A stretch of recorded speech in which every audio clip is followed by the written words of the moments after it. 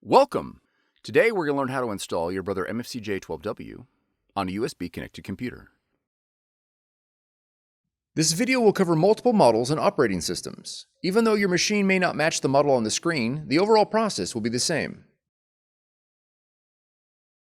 We will begin by connecting your machine to a computer with a USB cable. Cable lengths of over 6 feet are not recommended. Verify that your machine is powered on. Now that your machine is connected, you'll need to add the printer in the operating system. In the top left corner, click the Apple icon. Then click System Preferences. Next, double-click Printers and Scanners. Click the plus button located below the printers list. Your machine should now display in the Add Printers window. Select your Brother machine from the list. In the Use drop-down, verify that AirPrint has been selected. Then click Add. If your machine is not found, it is most likely due to an error in device discovery protocols. You'll need to reboot your computer and the Brother machine and attempt device discovery again. Once added, your Brother machine is ready to print. If your model features a scanner, you'll need to download the Brother iPrint&Scan app in order to scan to your computer.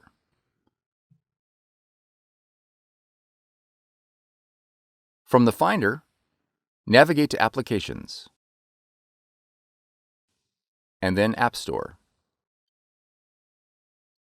In the search box, type Brother iPrint&Scan. Then press Enter.